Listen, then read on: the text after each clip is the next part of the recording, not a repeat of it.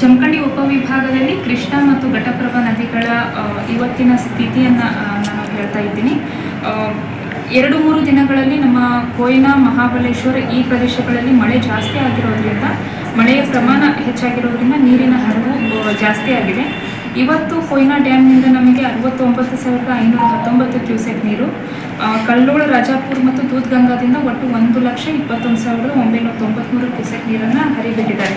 So ಇದು ಹಿಪ್ಪರಗಿ ಜಲಾಶಯಕ್ಕೆ ಬಂದು ನಾವು ಹಿಪ್ಪರಗಿ ಜಲಾಶಯದಿಂದ 1,04,973 ಕ್ಯೂಸೆಕ್ ನೀರನ್ನು ಬಿಡ್ತಾ ಇದ್ದೀವಿ. ಇದು ಇವತ್ತಿನ ನೀರಿನ ಮಟ್ಟ.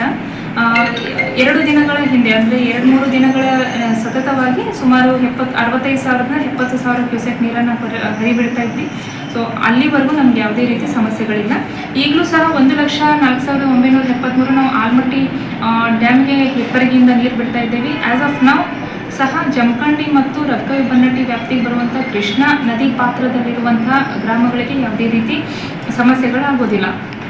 ಆಲ್ಮಟ್ಟಿ ಜಲಾಶಯದಿಂದ ಇವತ್ತು 1.5 ಲಕ್ಷದಿಂದ 2 ಲಕ್ಷದವರೆಗೆ ಕ್ಯೂಸೆಕ್ ನೀರನ್ನು ನಾರಾಯಣಪುರ ಜಲಾಶಯಕ್ಕೆ ನಾವು ಹರಿಬಿಡ್ತಾ ಇದ್ದೇವೆ. ಸೊ ದ್ಯಾಟ್ ಹಿಂದೆ ಏನು ನಮಗೆ ನೀರು ಬರ್ತಿದೆ ಅದು ಎಲ್ಲಿ ಸ್ಟೋರೇಜ್ ಆಗಲಾರ್ದೆ ಪ್ರವಾಹ ಆಗುವಂತಹ ಸಿಚುವೇಶನ್ ಅಥವಾ ಹಳ್ಳಿಗಳು ಮುಳುಗಲಾರ್ದಂಗೆ ನಾವು ಎಲ್ಲ ಡ್ಯಾಮ್ ಅಥಾರಿಟಿಯಿಂದ ಅದು ಅರೇಂಜ್ಮೆಂಟ್ ಮಾಡಲಿಕ್ಕತ್ತಾರೆ. ಎಲ್ಲವೂ ಸರಳವಾಗಿ ವಿತ್ ಎಲ್ಲ ಅಧಿಕಾರಿಗಳ ಸಮನ್ವಯದೊಂದಿಗೆ ನಾವು ಮಾಡ್ತಾ ಇದ್ದೀವಿ. ಅದು ಸಮಸ್ಯೆ ಆಗಲ್ಲ.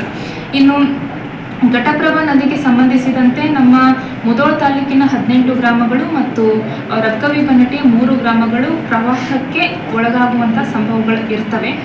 ಆದರೆ ಈಗ ಪ್ರಸ್ತುತ ಸನ್ನಿವೇಶದಲ್ಲಿ ಸುಮಾರು 12 ಬ್ರಿಡ್ಜ್ ಕಮ್ ಬ್ಯಾರೇಜ್ಗಳು ಘಟಪ್ರಭಾ ನದಿಯ ಅಡ್ಡಲಾಗಿ ಅಂದರೆ ನಮ್ಮ ವ್ಯಾಪ್ತಿಯಲ್ಲಿ ಇರ್ತವೆ. ಇವುಗಳು ಯಾವುದೂ ಸಹ ಅದರಲ್ಲಿ 6 ಬ್ರಿಡ್ಜ್ ಕಮ್ ಬ್ಯಾರೇಜ್ಗಳಿಗೆ ಮಾತ್ರ ರಸ್ತೆ ಸಂಪರ್ಕ ಇರೋದರಿಂದ ಆ ಬ್ಯಾರೇಜ್ಗಳು ಇವತ್ತು ಮಧ್ಯಾಹ್ನ ಒಂದು 4-5 ಗಂಟೆ ಸುಮಾರಿಗೆ ಮುಳುಗುವ ಸಂಭವ ಇರ್ತವೆ. ಅವು ಯಾವ್ಯಾವು ಅಂತಂದರೆ ಮಿರ್ಜಿ ಬ್ಯಾರೇಜ್. ನಿನ್ನೆ ಮಾನ್ಯ ಜಿಲ್ಲಾಧಿಕಾರಿಗಳು ಸಹ ಅದರ ಸ್ಥಳ ಪರಿಶೀಲನೆಯನ್ನು ಮಾಡಿದ್ದಾರೆ.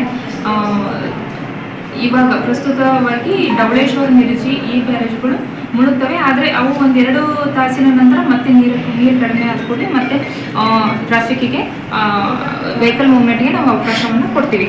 ಸೊ ಹಿಡ್ಕಲ್ ಡ್ಯಾಮ್ನಿಂದ ಇವತ್ತು 2,275 ಕ್ಯೂಸೆಕ್ ನೀರನ್ನು ಬಿಟ್ಟಿದ್ದೀವಿ. ಸೊ ಇದು ಸಹ ಅಪಾಯದ ಮಟ್ಟ, ನಮಗೆ ಅಷ್ಟು ಅಪಾಯದ ಮಟ್ಟ ಆಗಿರೋದಿಲ್ಲ.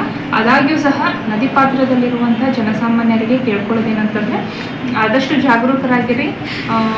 ನಾವು ಅಂದರೆ ಟೈಮ್ ಟು ಟೈಮ್ ನಾವು ನೀರಿನ ಪ್ರವಾಹ, ಹರಿವು ಎಲ್ಲವನ್ನು ಮಾಹಿತಿಯನ್ನು ಕೊಡ್ತಾ ಇರ್ತೀವಿ. ಜಿಲ್ಲಾಡಳಿತದೊಂದಿಗೆ ತಾವೆಲ್ಲ ಸಹಕರಿಸಿ, ಪ್ರವಾಹ ಮುನ್ಸೂಚನೆ ಬಂದ ತಕ್ಷಣ ಜಿಲ್ಲಾಡಳಿತದೊಂದಿಗೆ ಸಹಕರಿಸಿ ಅವರು ಬೇರೆ ಕಡೆ